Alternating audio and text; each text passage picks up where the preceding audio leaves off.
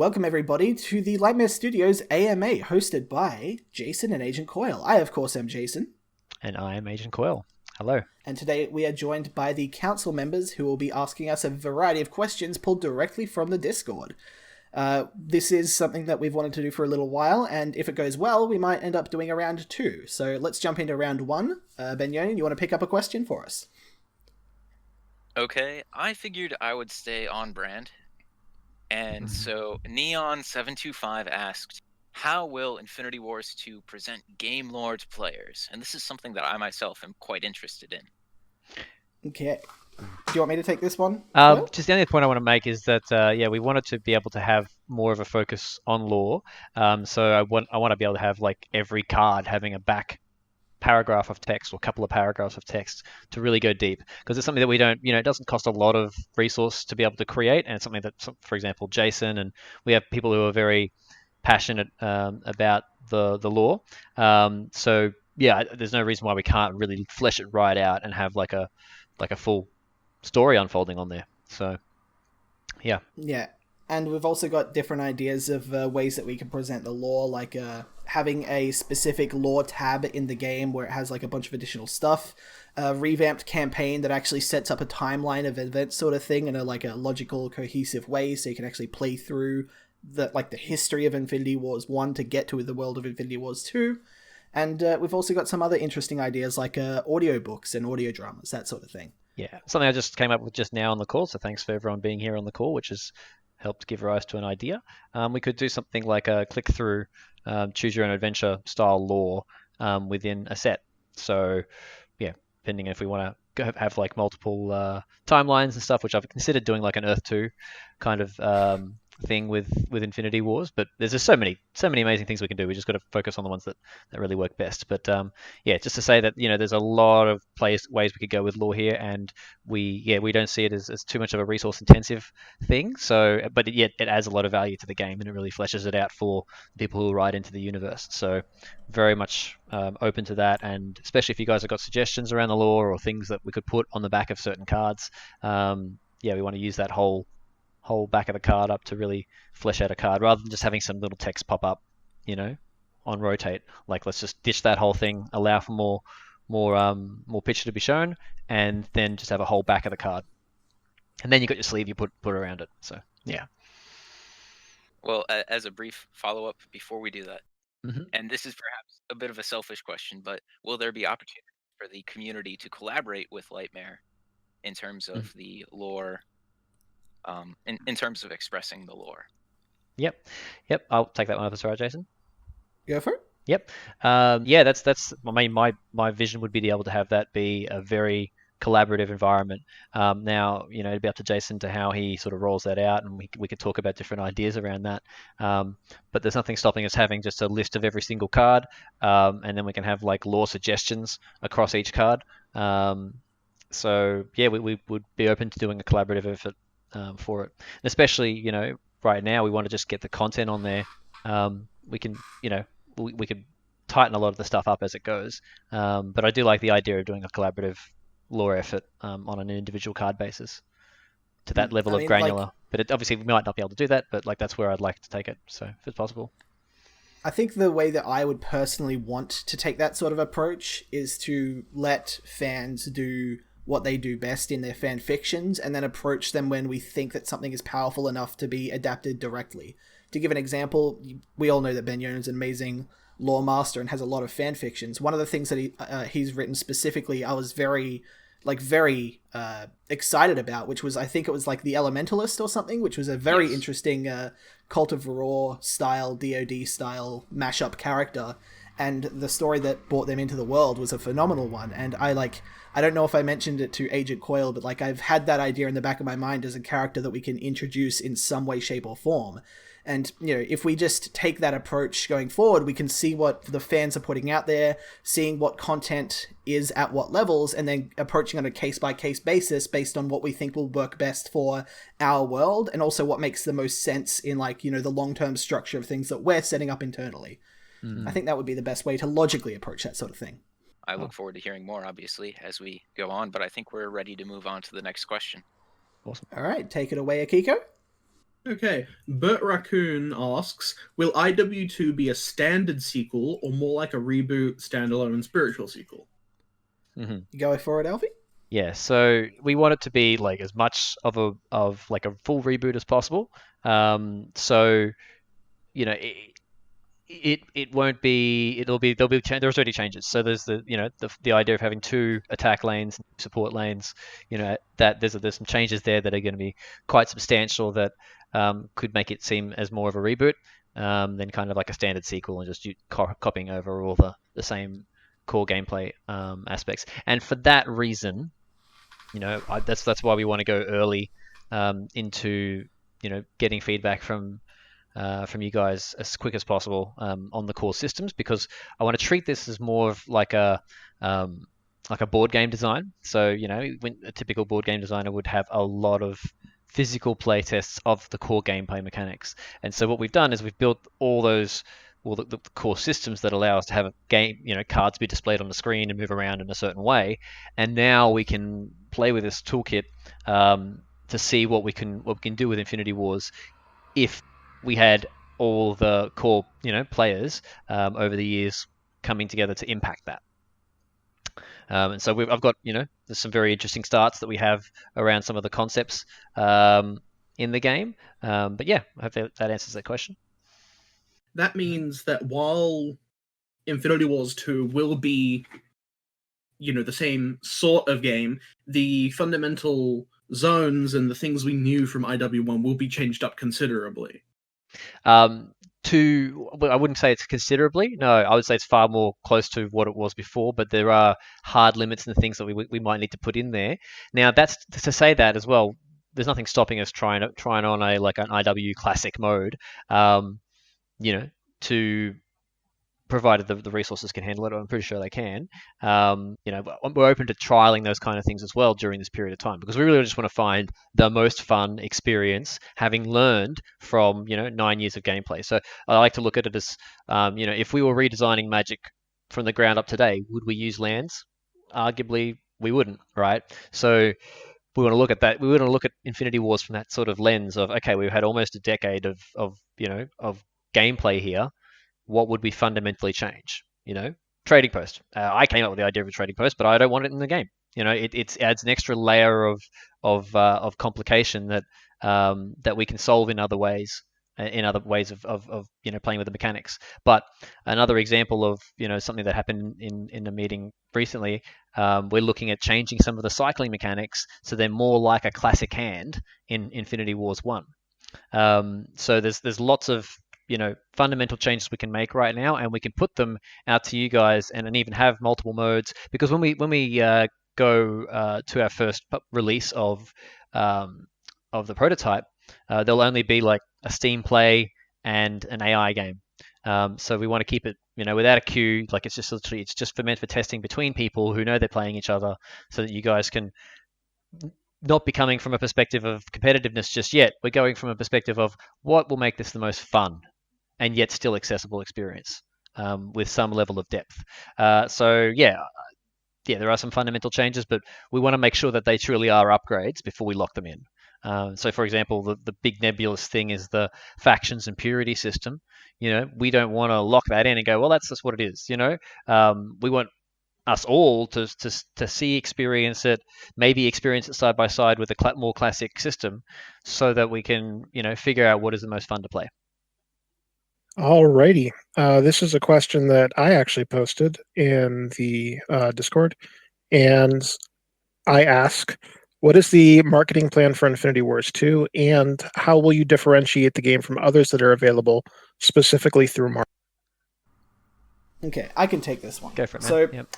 One of our biggest unique selling propositions in what we have as a product is going to be simultaneous turns. It's one of the things that sets us apart on a mechanical and competitive level from other titles in the industry, and we actually have a bit of a reputation as one of the places that have done it right. A lot of places have tried it. Not many have done it as good as Infinity Wars 1 had done it objectively. So we could definitely play that as one of our big strengths, and it will be one of the big marketing pushes that we make, as well as the competitive depth that, simultaneous turns and the mind games and bluffing would add at a competitive level. It will definitely be one of our biggest focuses in the marketing materials of the game. And, of course, we also want to try and bring in some different areas on how we market it, specifically in terms of what events we actually do get into and what events we do cover as like a low-level esports scene in our founding days. And those ideas are kind of up in the air at the moment. We're just trying to flesh them out and see what would work best. But we've definitely got some pretty interesting ideas with how we set ourselves apart from the competition out there. Yeah, I'd love to build on that as well. So, yeah, Infinity Wars, as you guys would know, makes such a compelling esports proposition as a gameplay, because obviously Hearthstone, Magic the Gathering, a lot of these games have a single best decision to be made, and it's pretty clear by looking at both hands what that is. Whereas with Infinity Wars, there is this element of surprise, there's this element of tension that can happen. The question is, how do we communicate that in a way that's going to be fun and enjoyable to watch? I obviously I think it's a perfect product for doing competitive with, if it's done in a way that is going to be engaging, because obviously you're going to have people playing both sides of the game and making their moves. And how do we display that? How do we do that within the game itself? These are a lot of the things we need to sort of work through. But we know fundamentally it's going to be a fun game. We have no idea what's going to happen with like 3v3 team ups, and how team play matches would work, whether they would just be too chaotic or whether it would be something exciting to watch. And then again, how do we communicate that for the average viewer so that it's an enjoyable process to watch? So for that reason, we might be limited to 2v2. So a lot of this stuff is very open. But thanks to simultaneous turns, we have a lot of potential for group play. There's no way we could do turn by turn by turn by turn on 6 players. I'm sure the commander scene in some of these games have some pretty long broadcasts, but we want to have 3v3 taking 15 minutes. That'd be a pretty amazing match to watch. Yeah. As a quick follow-up to that, please. For marketing specifically, have you identified what platforms you're going to be using for outreach and advertisement? And if so, are you comfortable discussing? Yeah, sure. Definitely YouTube is and Twitch are the 2 main platforms we're looking at. See, it becomes a question of how do we attract certain people at certain points of the adoption curve, right? So, where Infinity Wars is right now, there'll be a certain group of people who will be interested in this, and that's why we're trying to hone it in on those people. And a lot of those people will be people who've played Infinity Wars 1 before. So if we can create an experience that is fun to play, that is giving them access to a lot of the cards and stuff that they had before with Infinity Wars 1, but at the same time we can be developing the engine, then yeah, we'll be considering that kind of advertising at first. But then as we build the game out and we get to the point where we're taking the early adopters or the early majority, that will be where we sort of focus it more on the competitive side of things and how fun it is to watch and be the best. Mask on the Discord asks, do you intend to keep the trading feature of IW1, or do you want to go more toward being a CCG? I think this is a fantastic question. So, like, one of the big things about our game is that it is a TCG at this point. With the way that the market has currently moved, there's a whole lot of games that are going into the CCG market, and as a result, the TCG market specifically is kind of left a little bit barren, and there's definitely room for a top contender to make that break into that area, and I think personally that's one of the things that we can do really well. I mean, most of the people here in the council have seen the video for my proposed monetization system for IW2. I'm pretty sure that everybody here loves the concept and ideas behind it, with little bits of feedback here and there and just tweaking numbers and stuff. But yeah, there is definitely a good strength to being a TCG over a CCG right now in this space. Yep, full agreement there. But yeah, there is obviously the point of publishers might have a say in what happens with that. So, it depends on how good a job we do with the with this prototype, right, over time. If we can prove it to be something that people want to get behind and can see the proof is in the pudding, And they can taste the pudding for for $20 or whatever that ends up being as a final price for the prototype. Then we can look at alternative methods of building out the game. Fortunately, we have the support of the Australian government, as most Australian businesses do over the next 6 months. So we're actually quite supported in covering a lot of our costs and stuff for making the game, whereas before we'd have to rely on getting a certain amount of sales or other work in from our the other works that we do. Whereas now we have this bit of a road, like almost like a runway that we get to take off from. So we get to pour our resources into doing great long-term plays for Infinity Wars and building something that people can really get behind, so that if there's enough ask for it and there's enough demand and people are willing to contribute their bit towards having the game be what it can be, then there's nothing saying we can't actually do it off a self-publication. But that obviously is not a preference. We still would want to work with a publisher, but then we have to factor that in with things like, do they want it to be a CCG? Do they want it to be a TCG? So I'd rather get on the ground level with people who actually care about the game and actually want to play the game, and figure out with you guys what is going to be the best method of building this thing out. Right? We've got a framework now. We can build out some pretty graphics for it now, or we can focus on getting 2v2 going. Like, we want to have your input on where can we navigate this game to now that we have a runway of a few months to actually put in some solid foundations for the gameplay of Infinity Wars 2. The next question here that I'm going to share is from U28, and he's asking, will the new Infinity Wars game have the same cast of people we know, such as Orion, Iberian, Soul, or new people? And knowing Mew, he's mostly asking about Iberian specifically, yeah. So you better believe that we will have a lot of our old characters coming back, and we will be giving them a lot more to do story-wise and lore-wise going into Infinity Wars 2.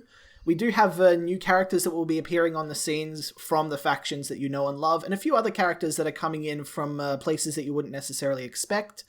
But, going forward, you will be seeing a lot of those old faces returning in very interesting ways. Oh, yeah. We'll also be having a few characters that have had very specific, ends to their story. A lot of them won't be coming back, with one or two exceptions that we've already talked about. For example, the Orion has passed away, and his death has caused a big change in the story and world for Genesis Industries. Not something we can really just undo at this stage. As with Iberian's second in command, who unfortunately fell to a giant zombie dragon thing. We're not going to undo that. Bromic, that's it, sorry. Just kind of blanked there for a second. But then we've also got the death of Candid, which we actually found a very interesting way that we can press the undo button on that to propel the entire Cult of Roar story forward in a very interesting way that I'm very excited with. So, yeah, you'll definitely be seeing a lot of old characters coming in and making a splash on the worlds. But you'll also be seeing a few new faces here and there as well. And, you might not be a fan of what happens to Iberian, but he's been through a fair bit, so yeah. Right, yeah. He's been through a lot. Yeah. Something else that I would sort of tack on to that is that with a lot of the characters that we had, or character cards at least, that we had in the first Infinity Wars, we had like a name and a picture and some abilities, but we didn't really have much actual description or knowledge about their characters compared to some of the more well-known ones like Iberian, mostly people from Talic. Yeah. Who we did know a lot about from the campaigns, and then there were other people like the DoD sages who we just knew their names. Yeah. Well, that's the joy of this sort of lore backing thing that we could go with, which is what we're rolling out at this point when it's ready. But there's nothing to say that we shouldn't design that in a way that has the character cards just be focused on the characters, and then the other unit cards and spells and what have you, they can be building out a different kind of narrative or storyline that people can come in. So if they have the unique characteristic on them, then those cards would only have one page of full proper lore about that character. Whereas, other cards would have different kind of aspects of lore and maybe have it be interactive. There's all kinds of things we could do there. But yeah, I do like that idea, and I do feel that I want to bring more of a focus, and that's part of the reason we did Infinity Heroes. I want to put a focus on the heroes of the story rather than just these massive factions playing out, which is important and great, and we're going back to that. But we do want to deep dive into the heroes, and the cool thing is we can write out the stuff and then bang, we've developed a lore page for the Infinity Heroes characters as well. So the cool thing is that there will be synergies, and there already are synergies that will be happening between the two games as we build out different features for each. I think the overall strategy was develop the story on a micro level and then take a look at the macro level of everything as well, once we've built up a lot of detail on the finer levels. And I think, the strategy so far has been pretty interesting. The actual form it will take in how we deliver it in IW2, we're still kind of playing with ideas here and there, but the idea of having just a decent amount of chunk of story on each and every card is just as the back of the card that you can just view in the collections tab or something. I personally really like that idea. It's not something that intrudes on gameplay by having flavor text that's just always on a card rather than having, effects and gameplay related stuff and such like that. But it's a great way to still, build up the individual characters and the world at large. Mask asks, what do you imagine as the ideal time between sets? Sets being sets of cards that were released in the original IW1, which were released out in groups. Okay, so I think I could take this one. We're actually still a little bit of a disagreement internally about this, and we're having some amazing discussions. With one of the publishers specifically that we've been talking to, there's actually a good potential and possibility for us to be able to put out a set every single month and a half, on paper, scheduled. And that's actually really amazing and cool, but at the same time, we want to put a lot of focus on the competitive scene and the actual balance of the cards, and we don't want to be too overly ambitious. So I think that the fans and us internally would appreciate them being approximately 3 months in between every single big set, and maybe once in between every single big set we have a mini release of just 4 or something cards as a promotional thing that might tell a little bit of additional story, or might just be put in there to act as specific ways to gatekeep certain strategies or accentuate things that are falling to the wayside. Yeah, whereas I'm actually of the a bit of an interesting opposite opinion. Obviously, that is the current standard and industry standard, and is what we would default to if we couldn't find a smarter system. But yeah, I think we want to look at how many new bits of information are coming into a system at what sort of time frame, and do we want to make that more of a consistent thing? Do we want to see 4 new cards come out every week? We've had that in the past with Infinity Wars. But I also want us to stay open to really rethinking the way that we do card releases, to not just have it be that there's this income of cards, because part of the thing of having a collectible card game is there's almost infinitely, but there's exponentially more combinations that are available the more cards and sets you bring out. So something like Minion Masters has done a good job, at least in keeping people's attention with a very minimal release of cards. Now they'd have to do 3D models and stuff like that, but arguably they're pretty basic models, right? So arguably they could do the same sort of set numbers that Magic and what have you do. But I do question that. I think I would rather us be able to bring out quality cards that are going to bring real decisions and changes to the way that we perceive our current cards, without necessarily going on the heavy side of cards. But at the same time, it's really up to what's best for the game. So it might benefit more for us to have more cards coming out on a shorter basis than just doing a celebration event every 3 months where a card set drops. So yeah, very open on that one, but probably will be every 3 months. You mentioned balancing in regards to use it and such. Mask also asks, what is Lightmare's stance about changing, buffing, nerfing, reworking already published cards for IW2? Because in the past, there was a community-driven balancing team that gave suggestions and such. Yeah, I'd be quite open to having the community suggesting the balancings that happen, and obviously he might be talking about are we open to doing such things? Yes, we would much rather buff and nerf cards than remove them or make them banned from competitive play, or that can be some wombo combos that are very, again, hard to balance out. Another good thing about Infinity Heroes is we balance the heroes as heroes with their associated cards, and you can't take one card from one hero and use it from a different card from another hero, so we can go deeper in our design with Infinity Heroes characters because they can be leaned more on a particular direction.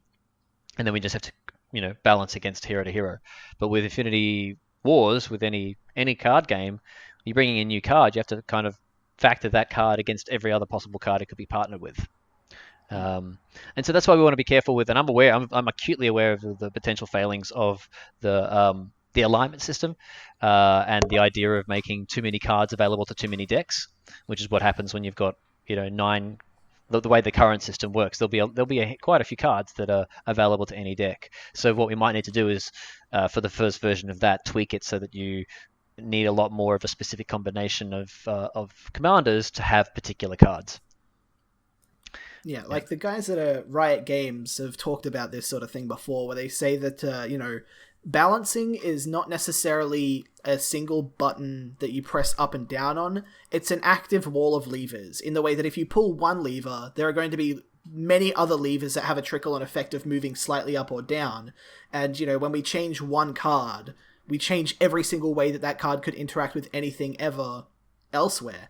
And even if we change something that doesn't interact with that card specifically, then it adds hidden covert power levels to things that were weakened by that card, which is now a lot less favorable. So it is a very strict balancing act that we need a lot of people that actually have a lot of high level input on.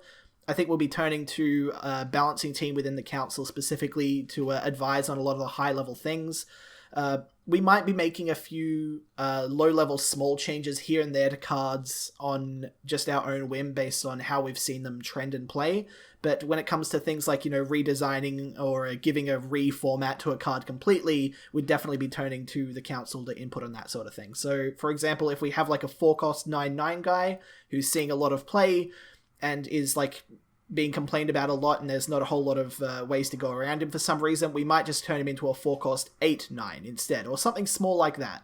That is the type of small level change we might end up doing somewhat frequently just to balance out power levels. It might be a little bit knee-jerky at some points, but because it's going to be so low level on how much we actually do, the actual effects of it will be relatively minimal. And then we'll study those effects and see how each of those changes has managed things and adjust things accordingly. And I will forward, just while we're here, guys, and doing an Ask Me Anything, I'll also have you guys be the first people to find out about our leveling system that's now coming into Infinity Heroes. So obviously that's going to work across games, and we're going to actually have a cross-game leveling system within the 2 different games. So yeah, the experience system is now going into the game, which is great. And yeah, it'll be hopefully very soon worth jumping into the game, and especially by the time we have Infinity Wars up, we will have all the proper rewards and stuff to sort of reward you guys for being in there and playing the game. And we'll be turning the levers up on that as well to obviously benefit the fact that you guys are here at the ground floor, and so we feel that your time in the game is actually quite very valuable to the game itself. So we want to reward you for that in-game currency and in-game experience. So little announcement. That is so cool. Just to be completely frank, that is something that I heard about weeks ago as an idea, and to know that it's actually out and done is actually really cool. I am also hearing about this for the first time, and I'm very happy. Yay. All right, here's another question asked by me. What does your ideal Infinity Wars 2 competitive scene look like? We'd mentioned competitive in a few answers now, but what is your actual, in a perfect world, your tournament system, casting, prizes, etc., etc., etc.? What does that look like? I can take this away. So for the low-level basic stuff, we'd have an in-game competitive queue ranked system where players could, rank up and compare against others based on a rating or ELO system. Relatively basic stuff there. The other ideas that we've had is, once we have the actual support in client for this sort of thing, having actual timed events and tournaments where between a certain amount of time you can register either for free or with paid entry to jump into a competitive queue, and a tournament bracket would play out at a certain point after the cutoff registration date, and players play through an actual tournament style bracket to get to a final end point and play for a grand prize of some sort. We don't know the actual legal implications of offering direct prizes like cash money for actually winning those things. It is something that we've been talking about internally since about 2018, I believe, as one of Agent Coyle's ideas of like, what if we could have a way in game where you log into the game, do everything in the game in the client, and end up getting paid for it because you won the game. Like, how cool would that be? And that's something that we've been like working at in the back of our minds for a while now as a potential way to really, give a lot to the competitive scene in a very basic way. And of course, we could also then work with grassroots esports organizations who want to do their own tournaments and hosting, giving them access to resources that we might have, providing additional in-game cosmetics and card level prizing for places that want to do their own style of tournaments. We'd be taking a look at who our most proficient casters are and give them sort of incentives for doing voluntary work. So if you are a caster and you go and do like 4 hours of casting for this esports organization who does a broadcast out there, they don't pay you anything, and instead we give you like a cool pack of cards or something just for the dedication that you have to the community. I think, supporting people to engage at a ground level like that would be a really important thing, and would also really help to bridge the gap between the casual players and the potential competitive players, where there are so many players out there that would really do well in a competitive scene, but have just never really gotten into it. If we start to make those barriers of entry just that little bit smaller, we might end up seeing a lot more people playing on a competitive level, and the whole scene would prosper from it. Whereas, I definitely appreciate we want to move towards an ideal, and having an idea of what that ideal is very important. But I think a lot of that will change as we go through, the game itself, and you guys get to actually play it. What might work or might be thought to work might not actually work in implementation. So what I want to look at is what are the things we can do in the next month that would have, or let's say the first month of the Infinity Wars 2 prototype being out, that we could collaborate to create like a real incentive system for people. And so that could just be as simple as like similar to a poker bar. People putting in $5 or $10 or whatever into a kitty, and then we just manage that process, and then add on, a bunch of in-game stuff that we can add on. So again, it's about thinking like, what can we do that's going to be attractive to us playing this game right now? Like, I want to play you guys, and I want to put down, $10 on me winning. I'd love to have that kind of experience with you all. So how do we do something like that, and then be able to then scale it up when we get the groundswell of people playing the game? I'm also relatively certain that most people in this room right now would happily accept just a private one-on-one money match with Agent Coyle. So I think every person in this room would enjoy kicking my ass. So free money. We'll bring it on. Problem is, I think I might enjoy actually getting my ass kicked as well. So sorry. Like, I want us to think about, like, rather than a someday one day, like, how do we bring as much kind of around the table? We all love Infinity Wars. We all want Infinity Wars 2 to be the best game it can be. So let's just make it fun to play right now. And in the middle of a coronavirus outbreak, how are we going to create some kind of fun scene? And who knows? That as a basis could end up being, done over in Infinity Heroes as well. And then you can have average. Sorry, I never called them average. Everyday gamers that are not playing, card games, and aren't into card games. You can tell I got a bias towards card gamers. But everyday players will be able to maybe jump into a card game for the first time because they're the kind of pub poker guys that can't go to the pub anymore and play poker. So I don't mind bringing in highly hyper competitive people who've played poker into our scene, if they're all for the game being a fun, competitive game. And each of them ends up paying Merlini $10, it's going to just definitely work well in his favor. Right. Yeah, there's a lot of good that can come from the competitive side of things. And even with Infinity Heroes, I set that up in the first place to be a competitive game. So it's just meant to be more approachable as well. Yeah, like Infinity Heroes, the whole thing was to make it competitive, but to break barriers of entry for people who would like that sort of game but have never really gotten into it. And don't want to spend $500 on the best Hearthstone deck to be able to be competitive. Right? Yeah, so, exactly. Yeah. I mean, you and I might be willing to do that, but yeah, it doesn't mean every other player is. So I've spent way too much on Dragon Ball Super. It sucks. Yeah, I don't even have all the cards I need, and I'm already broke. I mean, I can just mention one of the things that's been talked about in text. Adding gambling into the game will get legally complicated very quickly. Absolutely. Well, the idea is that, like, we don't ever want to do quote-unquote gambling. Like, we don't want to have player A versus player B and player C can bet on the outcome. That's not something that we want to support. We want to support player A versus player B. They both put in money and it goes to the winner sort of thing. Having that sort of competitive system. Because there's already events out there in the world that are paid entry with prizes and they seem to get by just fine. That is the sort of competitive scene we want to get into specifically, where it's more so paid entry, prizing can be monetary, rather than, you know, gambling on who we think is going to win. Yeah. And look, this is all to say that, you know, nothing we're saying here is final. It's all a spitballing process. We're not, you know, in any way committing to doing anything that isn't okay. So it has to go through a whole bunch of checks and stuff first. So this is the point of doing like an Ask Me Anything, is to have a transparent look at what are we considering and what would we be, you know, be open to doing that would make this game a super fun competitive scene. Yeah, and that's just obviously one of the instant things. You put something at stake, and suddenly, you know, that's the case. Like even an ante. Like I used to love the ante system in high school playing Magic the Gathering. You know, I made a killing. I got a bloody Sarah Angel playing ante. So Dude, nice. Yeah. So I remember those kind of thrills, and I want us to be able to do that stuff. And why not go back to the days of things that had more things at stake, you know? So yeah, it's really a matter of if we can create something that enough people like us that can get obsessed, frankly, with card games. If you haven't ever been obsessed with a card game, get out of this room.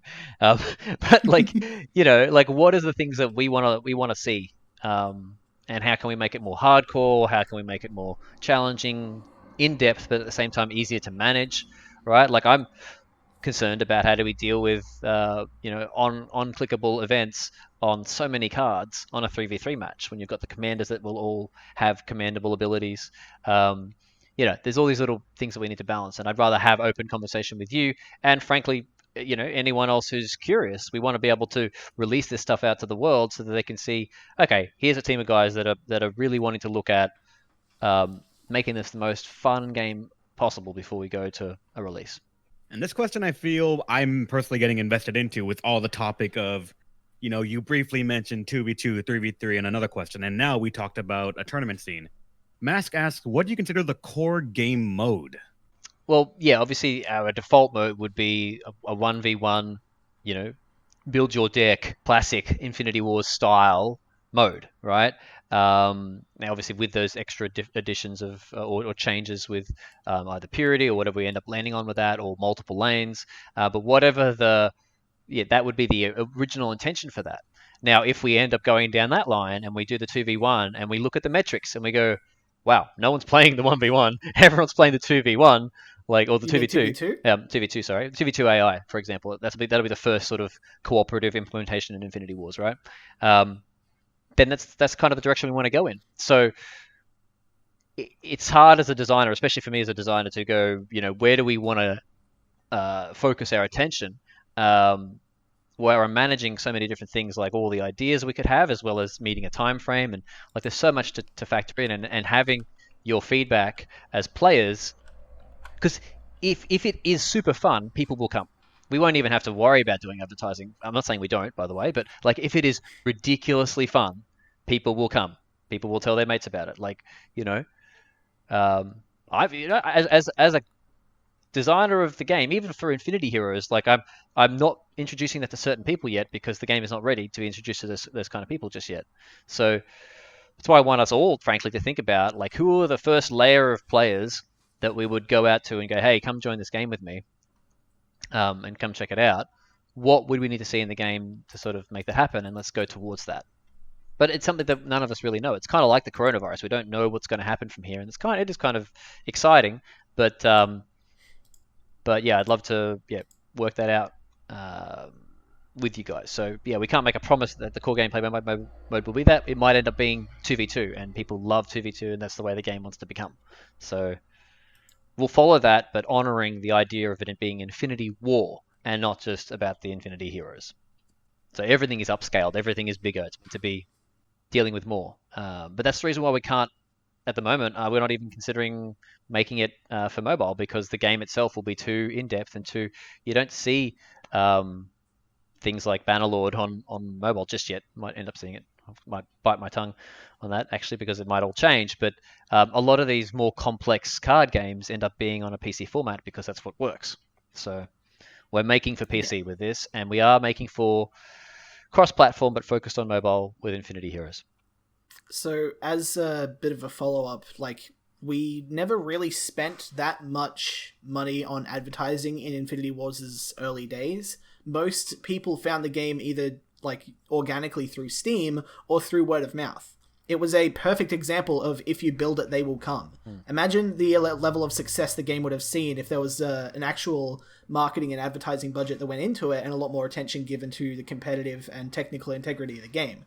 These are all like things that we're very aware of going into IW2 that we'll definitely be keeping at the front of our mind and capitalizing on as the game gets more and more closer to a state where we're ready to mass publish to everybody. And that's why even for the first prototype version, there won't be a queue for Infinity Wars prototype, because we want people to like bring people that they know they're going to be playing against to play against them, and not be sitting in there looking in a queue waiting for it to not hit anyone. Like, there's no point in putting something in front of the player that's just going to cause frustration at this point in the cycle and with this many players. But it also forces us to get more organic in how we're playing this game and inviting our friends, or if we know someone from the Discord, then we'll end up adding them on Steam, right? So we want to create a stronger network of connections among players with our design decisions, and we want to hear from you guys about that as well, and I want to be able to get your feedback on those kind of decisions as well. All right.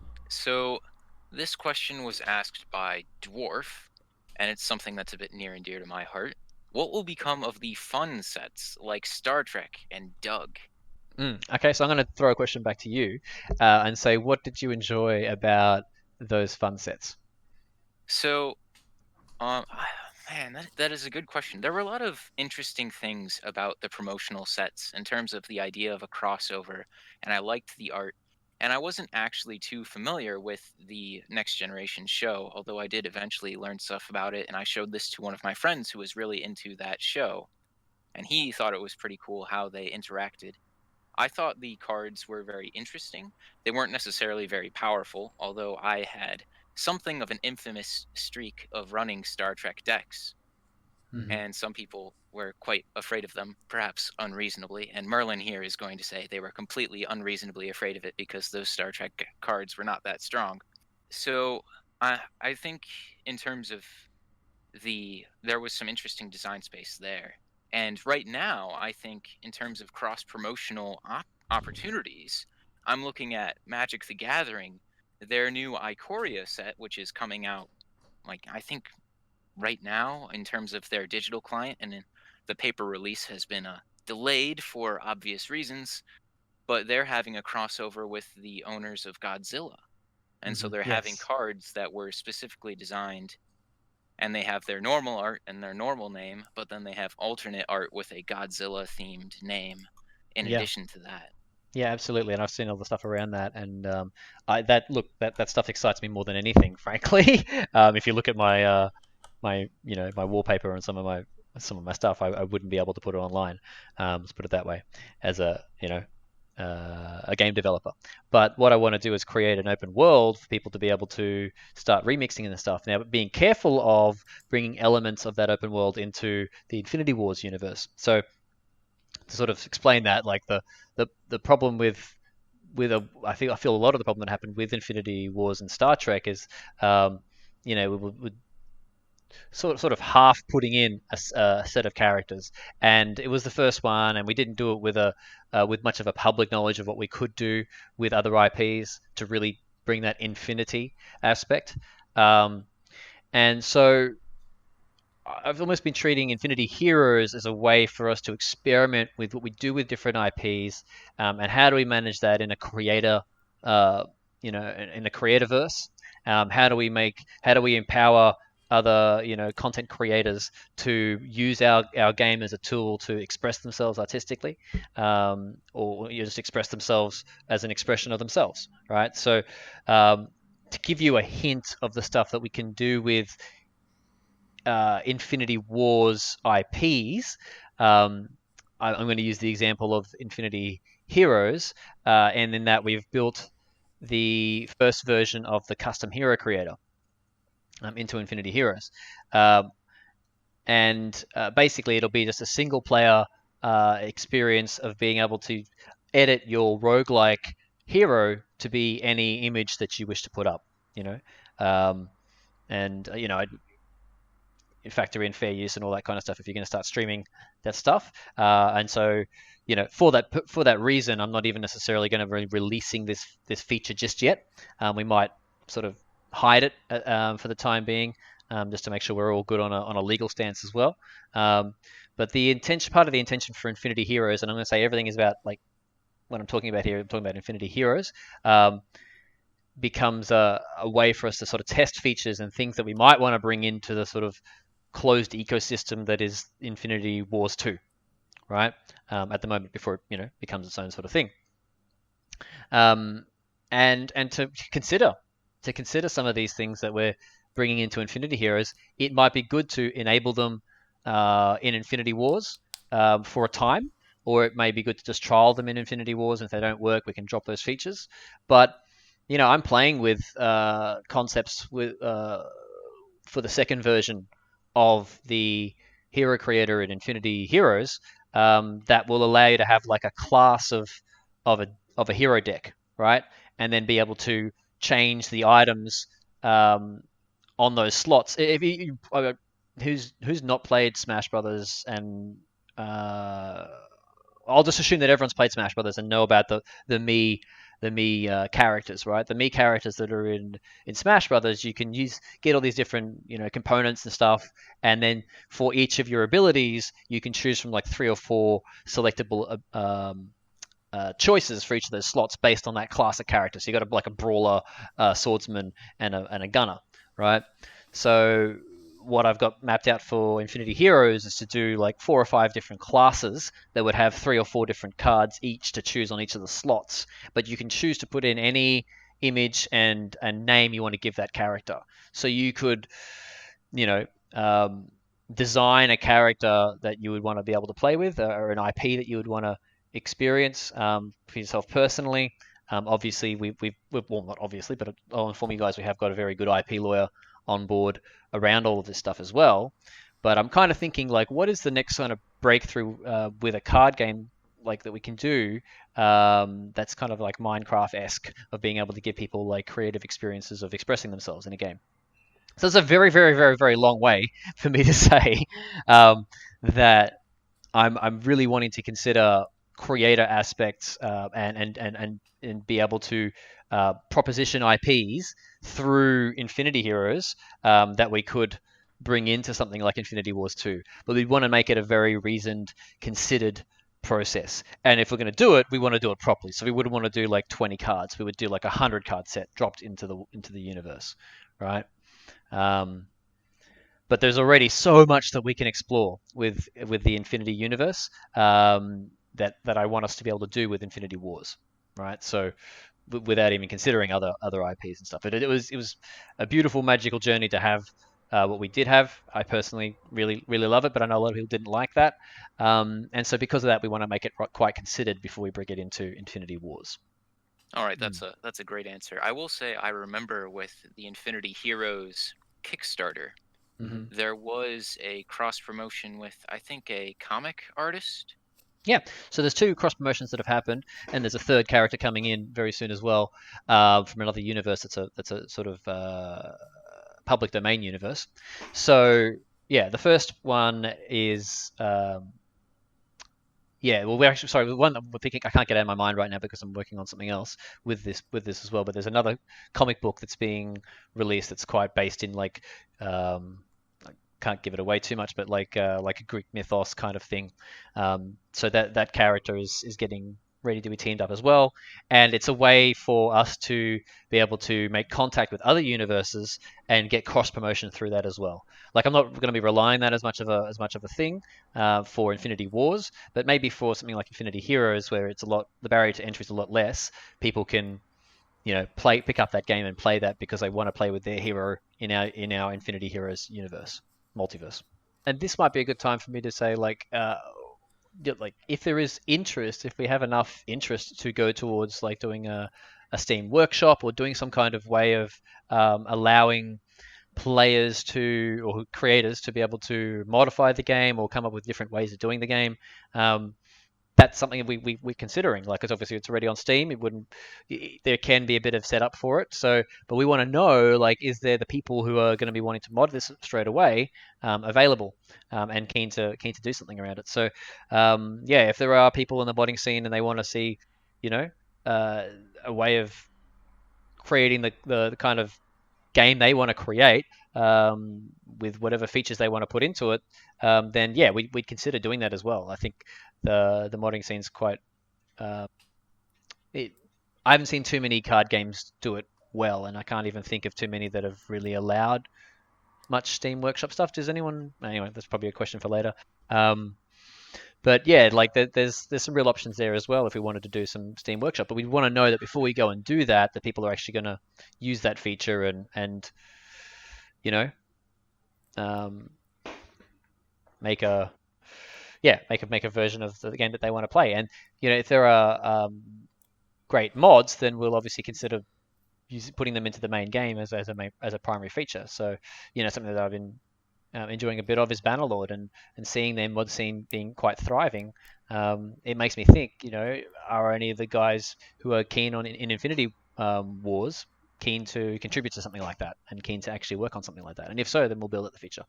So that there's some real risks with all of that stuff. So we'd rather have us be able to give people the freedom to create what they want and have it be a platform. So in the same way that YouTube is a platform, people create stuff for YouTube under publicly, what's the word, remixing and what have you, then people can go do that.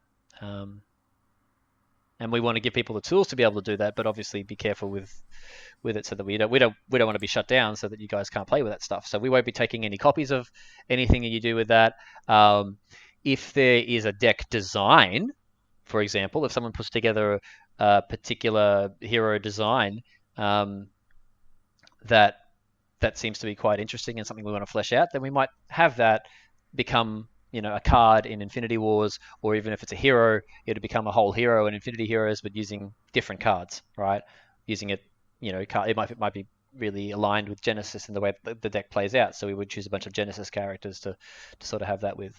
But there's going to be a really interesting process. Like, now is the best time to be checking out Infinity Wars 2 if you care about the way that it's going to be granularly designed as well. So I want to declare now that a lot of the things we're going to do in the first version are nowhere near what we're going to be landing on necessarily. But at the same time, these first version passes on what we're doing with this are also our best attempt at going, okay, what can we create that's going to be a lot of fun straight away, easy to layer from Infinity Heroes up to Infinity Wars 2, and at the same time, honoring Infinity Wars 1 and the way that it was designed and the way that it was fun, right? We want to capture the ways that it's fun and focus in on that and enhance that stuff. So, for a great example is, okay, it's really cool to have like this big set of characters in an attack zone or in a defense zone, seeing them all lined up. It feels really good to see 100 copies of the card there, but it might not be that workable to do that, in Infinity Wars 2. And we might want to, instead of that, create a new decision for them to make by having 2 different attack lanes with like six spots each, right? And how do we actually place our characters within those lanes that become very important decisions for us, right? So you're still capturing that aspect of it being a war, and now, with the capacity of having 3 players versus 3 players, you're still really capturing that aspect of it being an Infinity War without that layer of mess that happens when you have 100 sleeper tokens, right? Which, I loved the idea of the sleeper decks. Like the sleepers were my idea. So it's like they're the one faction I actually came up with, and I love their concept. But we can't necessarily play that out in a card game and have it actually really be fun for anyone. And we didn't learn that decision, and we didn't learn that choice until we saw the sleepers rise, and we literally had an impact of having the sleepers on the game design, right? Like we had a swarm of these sleeper decks that are able to swarm, coming up. So we've got to be careful with our choices that we make in Infinity Wars 2, and from the word go, and the word go is only when we go into really when we go into alpha, when we go into beta would be the time where we would like word go. There's no more changes we're going to make to the fundamental core systems. We might still get to halfway through alpha and go, you know what, actually alignment doesn't work and we need to go to something that's a modified version of purity from before. But between now and go, that is the time that we can play with these systems and just really go way out there. And if we go, oh, you know what, four zones might work better. If enough people say that, then we'll trial it for fun, and it'll be just, but that fun might turn out to be more fun than the original game. So this is a real open time of possibilities, and just really welcome all of your thoughts and stuff right now. I over the years I can't count how many great suggestions I've had that I'm like, I wish I had that suggestion back in 2011. If I knew that then, I would have done this whole thing differently. I don't have that hindsight, but we're now in 2020, so we can have that hindsight and come up with a better way of doing it from the ground up. I mean, Neon725 did ask, how long do I have to wait before complaining that sleepers are overpowered? To just quickly answer that, I hope that doesn't have to happen, but we'll see. We'll see what happens, essentially. Yeah. And, the sleepers might be the only faction that can, resurrect into 2 zones, for example. There's all these cool little things that we can play with when we, get the first build out there to you guys, and we're really trying to get there. We're just trying to honor everything at the same time. So right now we've got all hands on deck getting mobile going for Infinity Heroes, but then the next thing after that is both Infinity Wars 2, more Infinity Wars 2 prototype stuff, as well as some flair. So yeah. P000 asks, how highly does Lightmare value communication with the community, and is Lightmare going to ask for a lot of player feedback? Yeah, highly. Just before you say your bit, if you've got that one there, Jason, I'm very happy to hear your point as well. But yeah, obviously we've just got to be. I've got to be careful with what we announce, because some of the stuff we want to announce, we want to make it a special thing. So if I just sort of casually say it in these chats, that might be why you might not be hearing me say some specific things that we're working on right now. And I can only just talk more generally about it.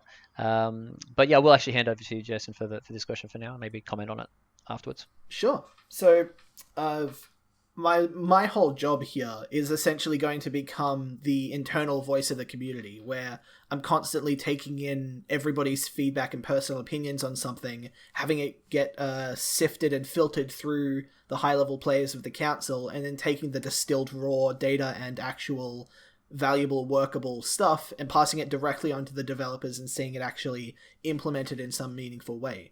There is definitely a lot more of consideration on the player feedback going into the future. We did have a few hiccups in the past of things started out pretty good when the council first started off. They were being considered all the time. They were kept in the loop, and then things kind of devalued and kind of de-escalated as our business structure changed. I personally see a lot of value in having a council, and I've managed to convince the rest of the development team that it's important and almost essential at this point, and now a lot of weight is being given to them regarding what we end up doing going forward.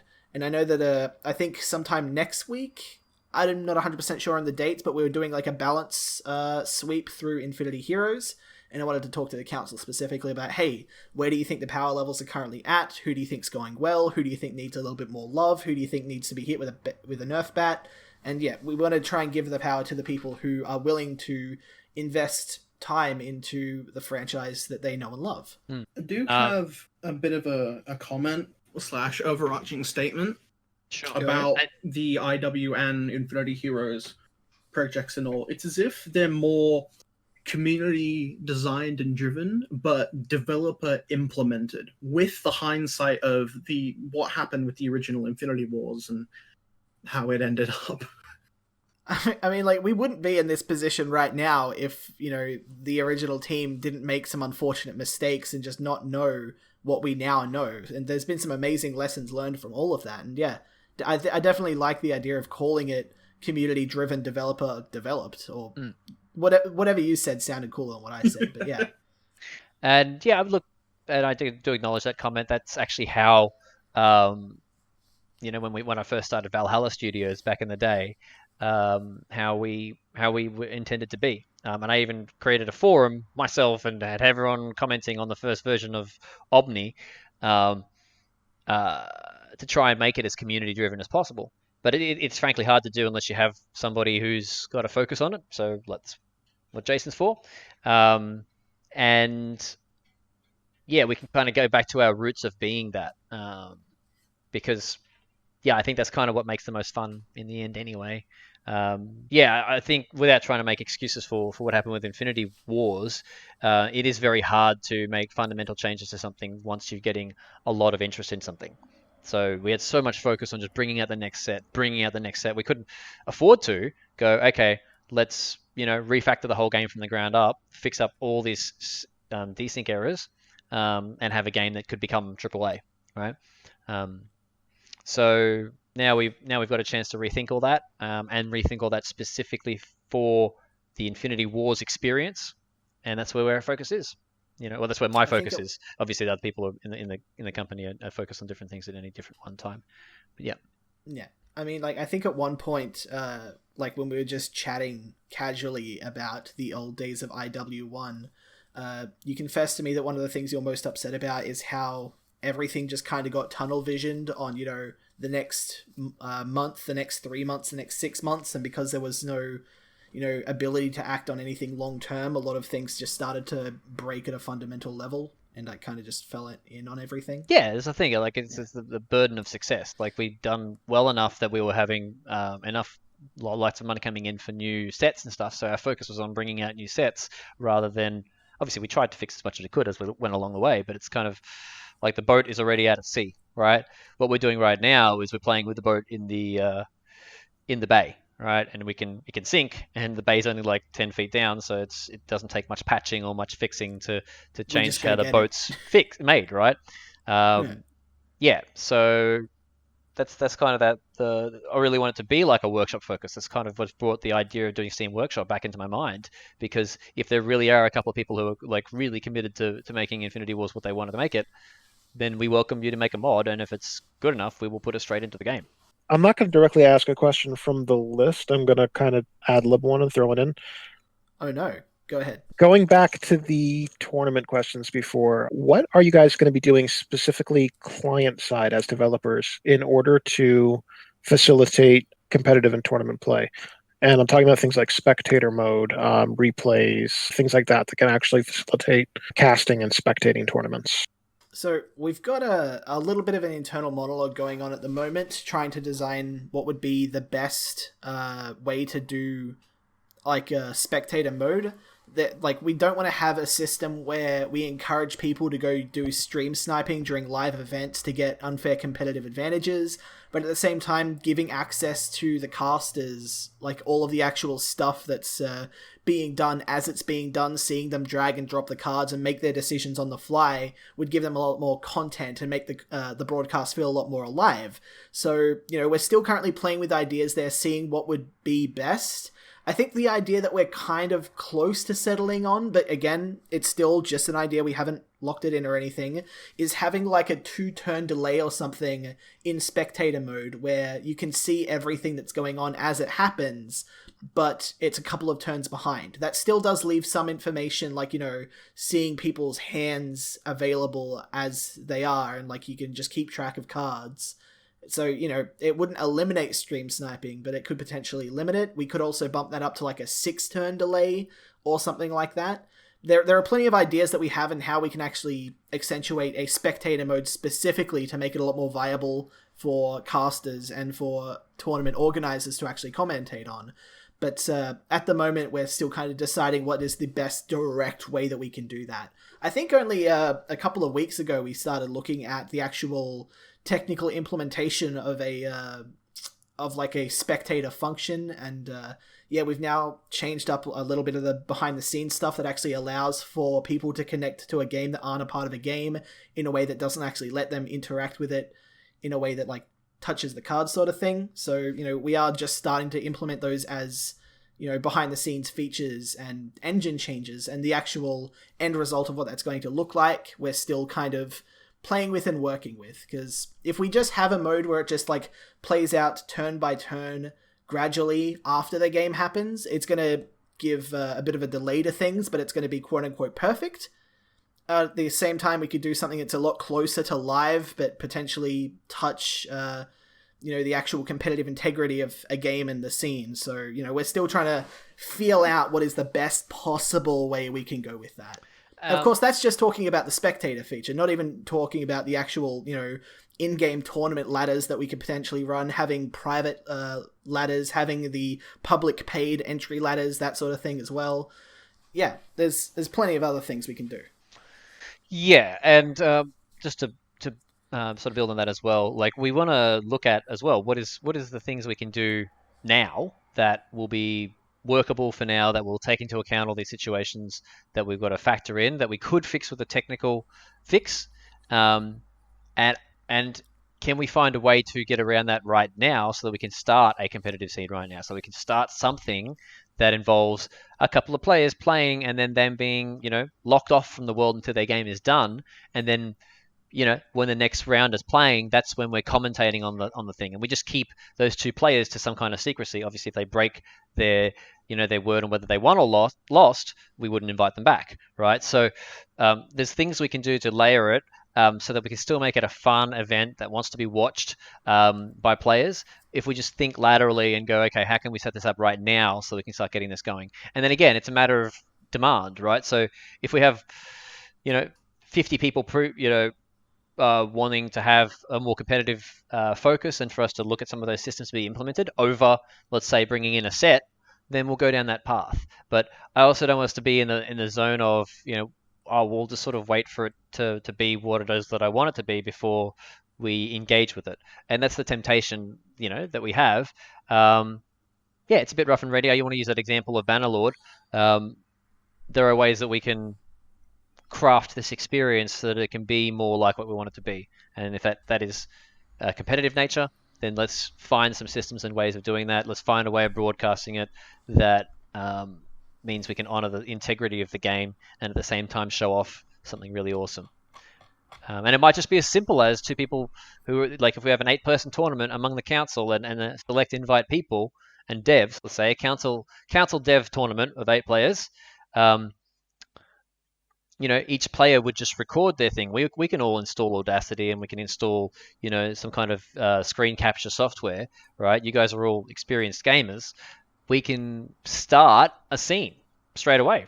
It's up to us, really. Like we can say what we want from the top, give you guys some tools and make it more likely that you guys are going to do something. But I want to join with you guys now, and I want to have this tournament, and I want to kick all your asses as Agent Coil. I'll only play as Agent Coil characters. There you go. I'll give myself a handicap. Right? Like, I want to have that kind of fun with you guys. And that kind of fun is what will naturally bring more players. So yes, I'm all for planning out these features and figuring that stuff with you, but I want to do something with you guys now. Bert Raccoon asks, does Lightmare plan on releasing any more titles, or will the IW franchise be the main focus with Infinity Hero and Infinity Wars 2? Yeah, okay, I just want to, before you take the thing, Sure. Everything we're about to say right now is completely on the idea of a back burner until we finish out both Infinity Heroes and Infinity Wars 2. It's all about the Infinity right now. The only other things we're doing are like other media type of stuff, and that's not even us doing it. We're working with other companies who might be doing some alternative media things that are to do with Infinity Wars. Yeah, if we do stuff with partnerships, it's usually pretty low requirements on our end, and It's like internally we've had a lot of discussions. Just like we go out to lunch, we all order spaghetti because the place that we get spaghetti from is absolutely amazing, and it's probably one of the worst parts of the coronavirus. I don't get to go for my spaghetti at lunch. We all just like chat over lunch and talk about, cool, dumb ideas for how we could build upon things. Like, I think we wanted a single player story based RPG, like a roguelike dungeon crawler set in like a Rift Traveler rather than in dungeons, and a few other cool ideas. But yeah, our current focus is on IW2 and Infinity Heroes. We're not going to even touch pre-development on anything or pre-development on anything until after IW2's full launch. But like, we've got some ideas. They're just not things that we can really do anytime soon because we want to focus on the things that deserve our focus at this stage. Rebellion asked via chat, is there a chance for Omni 2? We'll see. We'll see. Why not? We'll I see mean, what like, happens. I just cracked it open actually 3 weeks ago for the first time. It looks, it's definitely, I'm still so proud of it. Like, I'm amazed at that was like over 10 years ago. That was like 13 years ago. I've worked here for almost 3 years and I've never played Omni. Yeah. You're going to have to shoot that my way. I have to shoot you a copy for sure. I mean, an Omni 2 would be amazing, but we've got other things to focus on right now, and only once we've got a healthy profit margin coming in from the Infinity universe would we even consider doing something else. I won't even start that ticker on allocating it to other projects until we've got something substantial, and for starters, have something out. So yeah, that answers that question. And then that is to say that is separate from our separate unit that we have for our idle gameplay stuff that we're doing with our trainees. So we have a separate unit that works up in Queensland primarily. We have a developer or two up there for Infinity Wars as well, but primarily the Queensland office is focused on creating these idle games because we've got a deal with a French publisher to create some idle game content for them. But that is on the complete opposite end of Infinity Wars in focus. It's not within the same lore, not within the same story. It's just nothing. Something that we've got as a side hustle, I guess, as a business. Yeah, there's an opportunity that's come up that allows us to use existing resources that will not take away from the Infinity resources. Then we're going to look at that option. But who knows? We could do an Infinity Wars themed idle game. But I'm going to bring this up for the 6th time. Agent Coil Simulator, where you just click a button and you get new different coils, and you get fire coils. Yep. It's $1 million idea. I love it. It's definitely feed him abilities. Just feeding him abilities all day. But you just give an item to Coil and he becomes, like, let's say you've got a thing of hand sanitizer, he becomes Cleanliness Coil. You've got a jar of Nutella, he becomes Nutella Coil. Like an EV. We can have so much fun with that. It's just a dumb concept. A Tesla coil. Ah, yeah, yep. Oh, I love it. Fantastic. Yep, I have thought of that. I have pre-ordered a Tesla, by the way, but I don't know how I can afford it at this point. We'll see what happens. That's all right. And just for clarity, that is like everyone can put a pre-order down on the Tesla truck, Cybertruck. It costs you like $150, and then if we can make many millions in Lightmare and in my other companies, then I'll get myself a Tesla coil and I'll take a photo for you with a Tesla coil card. Fantastic. Okay, we're going to do one last round, but we're going to speedrun this round. Questions come at us. They can be anything, something a little bit more silly, and we have to answer them in less than 30 seconds. I'm going to ask a question posed by the legendary Adora Bear himself. He asks, do you have Aisha's number? Asking for a friend. Well, I only heard of Aisha properly recently, so Jason? Aisha hasn't been returning my calls, so I don't know if I can help you there. Will we include Aisha in future marketing? I have nothing against this Aisha person. I think she'd make a great addition to the team if she's open to it and it makes commercial / hilarious sense to do something. So yeah, I believe analytics speak volumes. If it turns out that her audience is primarily TCG players, yes, absolutely. I somehow doubt that's the case though. If you take a look at her videos in the comment section. I'm not 100% sure that that's a crossover that we have. Yeah, and that's not to say that we're not open to doing other kind of interesting crossovers. It's just something I would like to see more of a public demand on before we do something like that. But maybe some. Yeah, we're open to other things, but at this point, our focus is completely on how do we get this game great. So all that other fun stuff can come later. Okay, if you lose a ranked game, will you be sent to the Shadow Realm? See, we will have a specific queue separate from the ranked queue, the soul queue, and the loser of those games will be sent to the Shadow Realm. I'm just going to quickly do the sign-off thing for the video. Just give me 1 second, guys. And thanks everyone for joining us, and we look forward to seeing you all in an Infinity game soon. Yeah. Or you can do the sign-off. That's all good. Done. And Thank you guys stay for watching. Remember to subscribe. And what was it?